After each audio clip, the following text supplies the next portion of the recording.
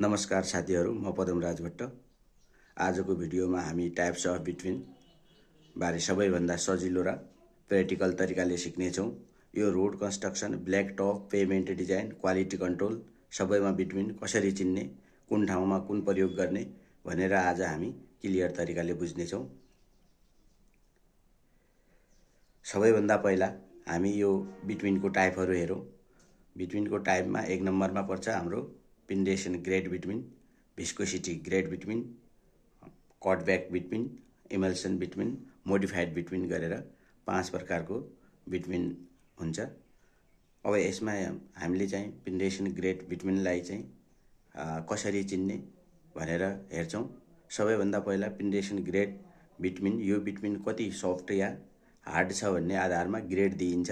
Common grade भनेको चाहिँ यो 80/100, यो 60/70, 30/40 भनेर यसरी चाहिँ हामी यो पेन्डेसन ग्रेड बिट्विनलाई चाहिँ क्लासिफाई गरिएको हुन्छ। यहाँ व्हाइट बोर्डमा हामीले लेखिसकेका छौँ। यसको युज फ्लेक्सिबल पेमेन्टमा, ब्ल्याक टप रोडमा, अस्फाल्ट मिक्समा प्रयोग हुन्छ। अब यसमा कमन मिस्टेक के हुनसक्छ भनेपछि यो रङ ग्रेड कहिलेकाहीँ युज गरिन्छ, ग्रेड छान्न नजानेर।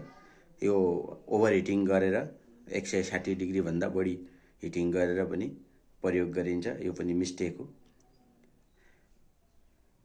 अब हामी अर्को हेर्छौँ, अर्को टाइपमा हेर्छौँ, भिस्कोसिटी ग्रेड बिट्विन, यसलाई भिजी बिट्विन भन्छ।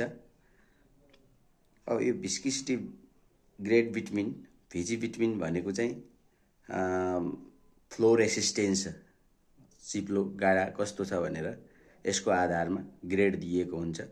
VG10, VG20, VG30, VG40 भनेर यसरी भिस्कोसिटीको आधारमा ग्रेड दिएको हुन्छ। VG10 हामी कोल्ड एरियामा प्रयोग गर्छौँ, VG20 नर्मल क्लाइमेटमा प्रयोग गर्छौँ, VG30 हेभी ट्राफिक हाइवेमा प्रयोग गर्छौँ। सबैभन्दा बढी प्रयोग हुने पनि VG30 नै हो।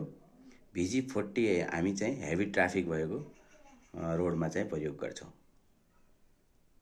यो VG भनेको फ्लो रेसिस्टेन्स मेजर गर्ने हो। नर्मली हाम्रो VG10 कोल्ड, VG30 हाइवे भनेर बुझौँ। अर्को छ हाम्रो कटब्याक बिट्विन। यो कटब्याक बिट्विन भनेको चाहिँ बिट्विन प्लस सोल्भेन्ट हो।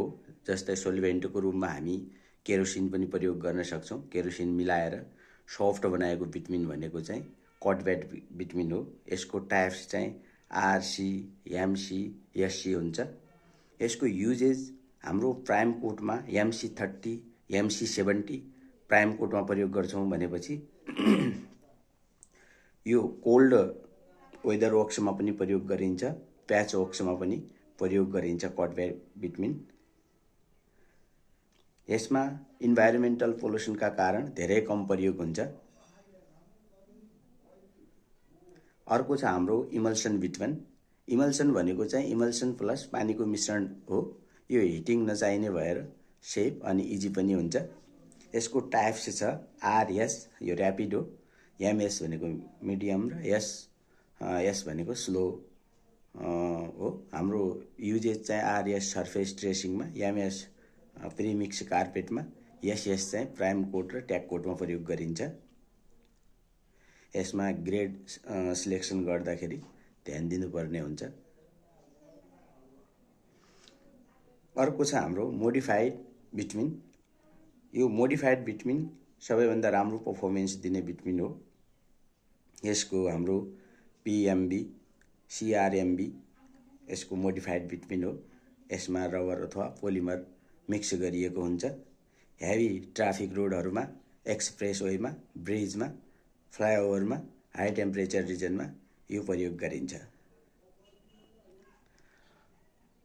ओभर हिटिङ गर्यो भनेपछि पोलिमर बिग्रिन सक्छ। यसमा हामी चाहिँ समरीमा हेरौँ। क्विक समरीमा हामी पेन्डेसन हार्डनेसको आधारमा हुन्छ हैन। VG flow resistance, cutback bitumen plus solvent, emulsion bitumen plus water, modified भनेको चाहिँ बिट्विन प्लस पोलिमर अथवा रबर हालेर हाई पर्फर्मेन्स भएको बिट्विन हो। साथीहरू, बिट्विनको टाइपहरू आज हामीहरूले सिक्यौँ। अब तपाईहरुले चाहिँ यसलाई मन पर्यो भनेपछि लाइक, शेयर, सब्स्क्राइब गर्न नबिर्सनु होला। अर्को भिडियोमा भेटौँला। Thank you.